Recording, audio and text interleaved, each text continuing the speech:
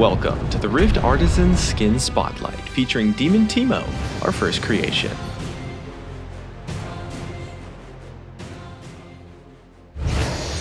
Starting off with the illustrations, so Vlad handled the 2D side of the project, namely the concepts for Teemo and his upgraded demonic blowpipe, and the splash art as well. Bringing out the demon in League's iconic little devil wasn't as easy as it would seem though. The team went through a considerable number of iterations before settling on the classic red horned devil theme, while also making sure that he's still easily recognizable as Teemo. For the splash art, Vlad chose to capture a dramatic moment. The demonic Yordle towers over the viewer, preparing to absorb their vision into his cursed crystal. Towards the end of the project, Vlad also worked on some extra fun bits such as summoner and ability icons, the initial packed loading screen border, and the website art too. Taking a look at the model, Antoine made the 3D models and textures for Teemo and the spiky rocks that you see during some of the animations. He first sculpted the high poly models according to Vlad's concepts, then baked the details on the low poly models before hand painting them. He found this team project to be a great opportunity to hone his skills on a theme that he loves and cherishes. Alex, the rigger, made the character rig along with additional animations, leaving Sirhaian and Derek to animate the rest. We were definitely focusing the poses for clarity, making sure the key poses were clear and readable, since in a teamfight, things can get pretty hectic, and players should know what attack spells Teemo is using or doing, like the recall animation.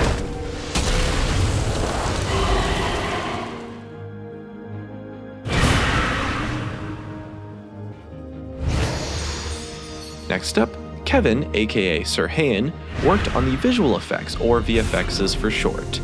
He made the abilities for Teemo based on other demonic themed skins in League, like Demon Vi or Infernal Nasus, adapted to Teemo and his own style. The process of making a VFX was actually quite fast at first, but a lot of iterations had to be made, mostly thanks to the feedback from Riot itself and the community.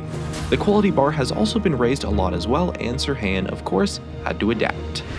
Most effects now use hand-painted textures, and the colors are focused on fiery, warm tones, while the Q uses a distinct purplish color to make sure the player knows why they can't auto-attack anymore. He also built the program used to test the animations and abilities in Unity, animated the login screen, and coded the website.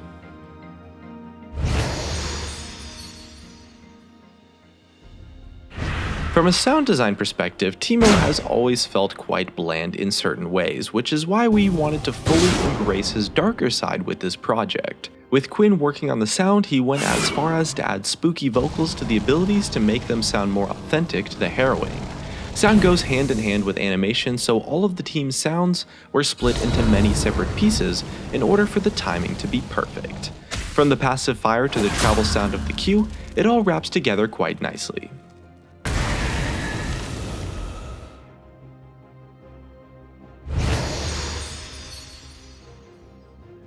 Next up, we're taking a look at some of the voice lines. Teemo was an interesting challenge from a voice acting perspective. Although Teemo is small and meant to be somewhat cute, he's also not a child. Making him sound male without making him sound like a little kid was certainly quite the challenge, but Kaylee found that adding a bit more texture and aggression into the voice really did a lot for the character, especially considering the premise of the skin specifically. Kaylee worked closely with Quinn as well, bouncing ideas for the voice filters back and forth for weeks to finally reach that perfect balance. 665? Teemo doesn't die, but you will. Hey, how does it feel to play against me?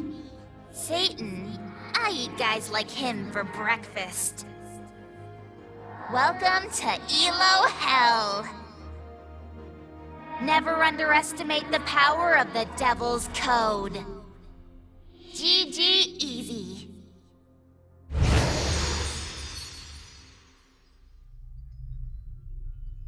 Next up, we're taking a look at some of the music. Now, Vincent composed the music for the splash art. His goal with the arrangement was to create a creepy, hellish sort of theme, but also staying true to the mischievous image Teemo is so well known for.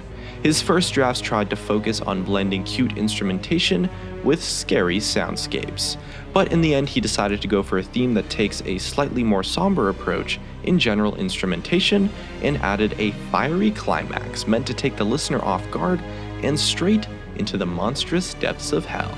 Pretty much the sonic representation of his shrooms. Either way though, definitely check out the Reveal and Lore websites to find more about our creation, and thank you guys so much for watching, and we'll see you on the Rift.